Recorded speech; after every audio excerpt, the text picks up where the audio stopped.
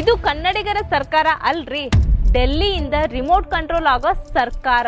ಈ ವಿಡಿಯೋ ನಿಮ್ಗ ಅನ್ಕಂಫರ್ಟೇಬಲ್ ಅನಿಸ್ಬೋದು, ಆದ್ರೆ ಇದು ಸತ್ಯ ಐತಿ. ಇಲ್ಲಿಗಲ್ ಅಂದ್ರ ಕ್ರೈಮ ಅಲ್ರಿ.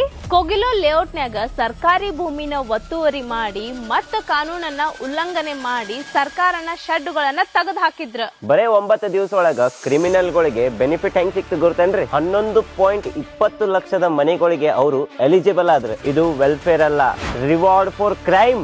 ಕರ್ನಾಟಕ ಸರ್ಕಾರ ಯಾರ್ ಮಾತ್ ಕೇಳ್ತೈತಿ? ಸಿಎಂ ಮಾತ್ ಕೇಳ್ತೈತೋ ಏನ್ DCM ಮಾತ್ ಕೇಳ್ತೈತೋ? ಅಲ್ಲಲ್ರಿ, ಡೆಲ್ಲಿ ಹೈಕಮಾಂಡ್ ಮಾತ್ ಕೇಳ್ತೈತಿ. ಇದನ್ನೇನ್ ಸ್ವರಾಜ್ಯ ಆಡಳಿತ ಸರ್ಕಾರ ಅಂತಾರ್ರಿ? ನನಗೇನ್ ಅನಿಸ್ವಲ್ತ. 6.5 ಕೋಟಿ ಕನ್ನಡಿಗರ ಮತಕ್ಕ ಇವತ್ತು ಅವಮಾನ ಆಗೈತಿ. ನಾವು ಸೆಲೆಕ್ಟ್ ಮಾಡಿದಂತ CM ಸಾಹೇಬ್ರು ಡೆಲ್ಲಿಯಿಂದ ಪಾಠ ಕಲಿಯತ್ತಾರ. ಇದು ನಾವೆಲ್ಲ ಕನ್ನಡಿಗರು ತಲೆ ತಗ್ಗಿಸುವಂತ ಕೆಲಸ ಅಲ್ಲೇನ್ರಿ? ಕರ್ನಾಟಕ ಲಾ ಅಂದ್ರ ಜೋಕ್ ಆಗ್ಬಿಟ್ಟೈತಲ್ರಿ. Local resident rule 5 years Karnataka resident, ಒಬ್ರಿಗೆ ಕಾನೂನು ಇನ್ನೊಬ್ರಿಗೆ ಕರುಣೆ. ಪ್ರಾಮಾಣಿಕ ಬಡವರಿಗೆ ಮೋಸ ಮಾಡ್ದಂಗಾಗೈತಿ. 1 ಲಕ್ಷ ಮನೆ ಯೋಜನೆಯ ಮನೆಗಳು ಕಾನೂನು ಪಾಲಿಸಿದವ್ರಿಗೆಲ್ಲ ಒತ್ತುವರಿ ಮಾಡಿದವ್ರಿಗೆ ಇದು ಯಾವ ನ್ಯಾಯಪ್ಪ?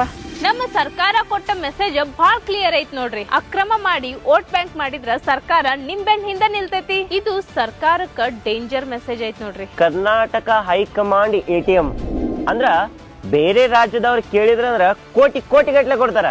ಆದ್ರ ನಮ್ಮ ರೈತರ ನಮ್ ಜನಕ್ಕ ಬೇಕಂದ್ರ ಕುಂತ ಧರಣಿ ಮಾಡ್ಬೇಕ, ಆಮೇಲೆ ಎಲ್ಲೋ ಹೋಗಿ ಒಂದ್ ಕಡೆ ಸಿಗತೈತಿ. ಕನ್ನಡಿಗರ ಸ್ವಾಭಿಮಾನ ಎಲ್ಲೈತಿ? ನಮ್ಮ ನೆಲ, ನಮ್ಮ ಭೂಮಿ, ನಮ್ಮ ಕಾನೂನು ಎಲ್ಲ ರಾಜಕೀಯದ ವ್ಯಾಪಾರದ ವಸ್ತು ಆಗೈತಿ. ಈಗಿರೋ ಸರ್ಕಾರ ಕನ್ನಡಿಗರ ಸರ್ಕಾರ ಅಲ್ಲ. ಯಾಕಂದ್ರೆ ಇದು ವೋಟ್ ಬ್ಯಾಂಕ್ ಮತ್ತ ಹೈಕಮಾಂಡ್ ನ ಸರ್ಕಾರ ಆಗ್ಬಿಟ್ಟೈತಿ. ಇವತ್ತು ನೀವು ಸುಮ್ಮಿದ್ರ ನಾಳೆ ನಿಮ್ ಮನಿಗೂ ಸಹಿತ ಬುಲ್ಡೋಸರ್ ಬರ್ಬೋದು. ಹೇಳ್ರಪ್ಪ, ಮಾತಾಡ್ರಿ. ಕನ್ನಡಿಗರ ಸ್ವಾಭಿಮಾನನ ಉಳಿಸೋಣ. ಈ ವಿಡಿಯೋನ ಆದಷ್ಟು ಜಾಸ್ತಿ ಕನ್ನಡಿಗರಿಗೆ ಶೇರ್ ಮಾಡ್ರಿ.